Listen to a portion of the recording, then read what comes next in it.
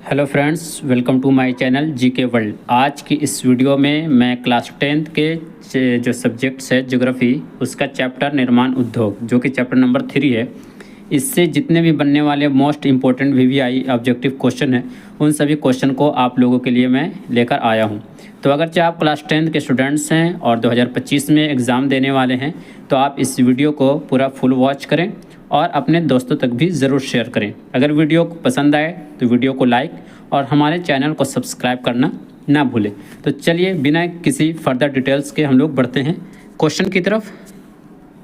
हमारा first question है आपके सामने।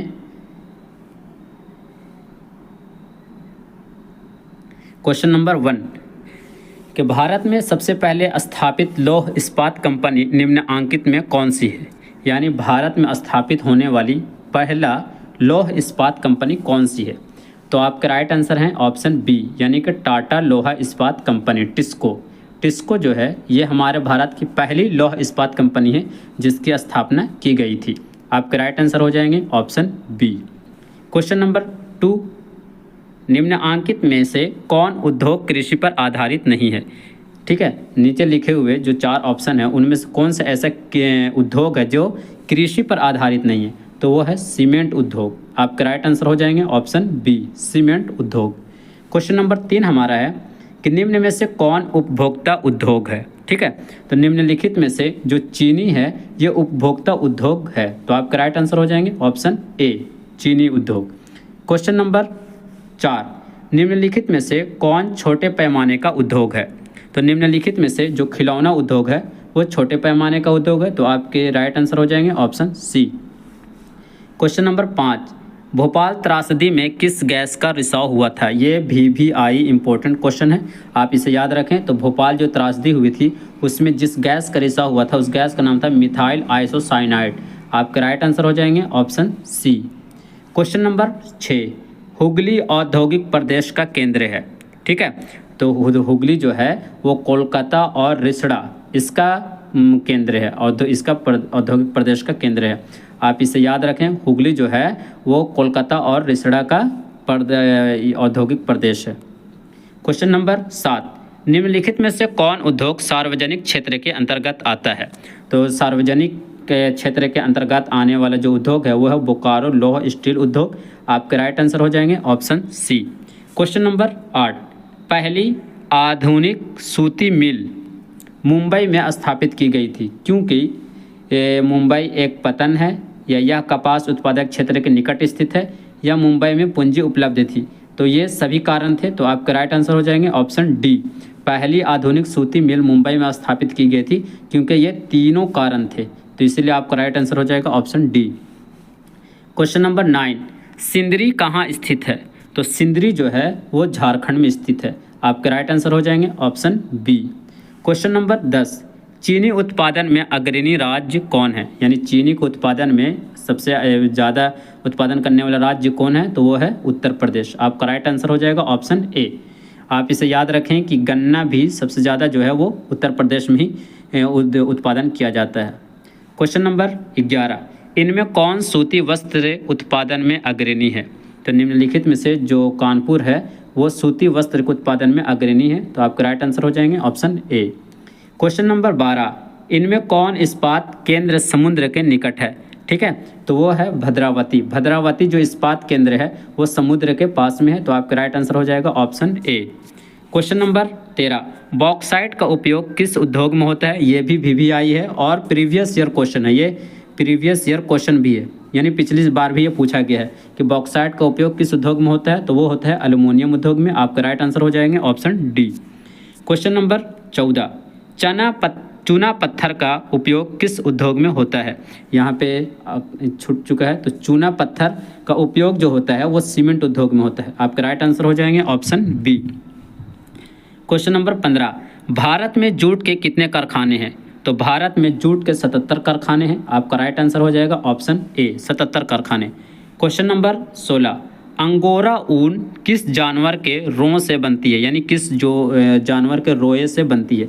तो वो खरगोश के रोए से अंगोरा ऊन बनती है। आपके राइट आंसर हो जाएंगे option B.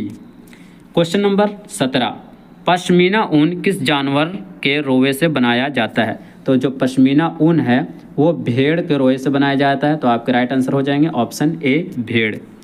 Question number 18, Bharat में तांबा गलाने का आधुनिक कारखाना सबसे पहले कहाँ खुला?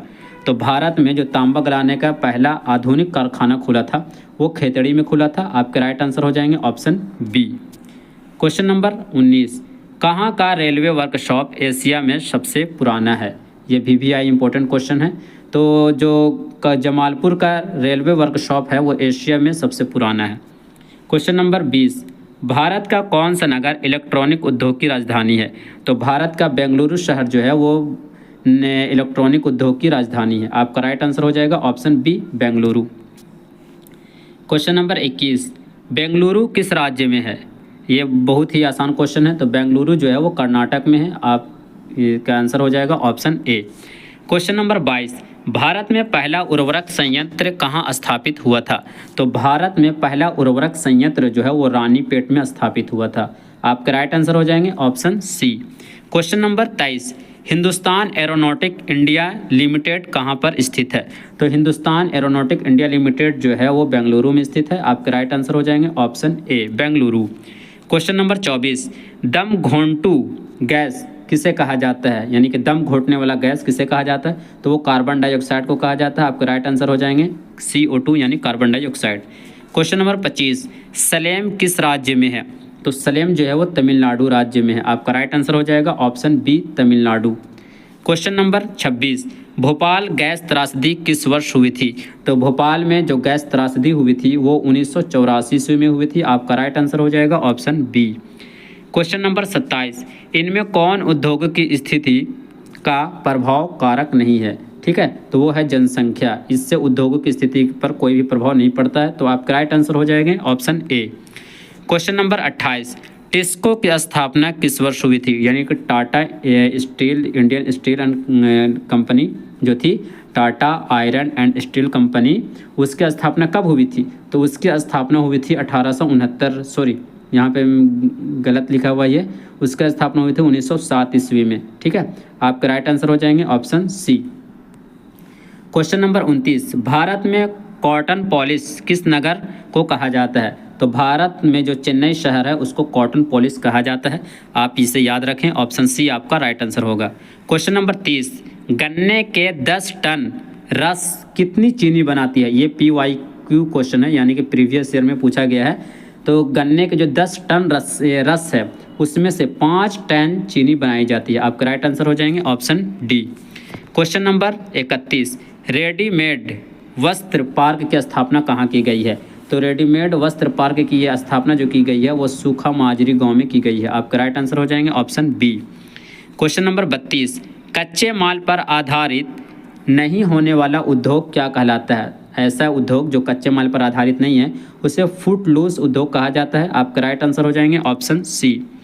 क्वेश्चन नंबर 33, नेपा नगर किस उद्योग के लिए प्रसिद्ध है? तो नेपा नगर जो है वो अखबारी कागज़ के लिए प्रसिद्ध है। आपका राइट आंसर हो जाएगा ऑप्शन सी।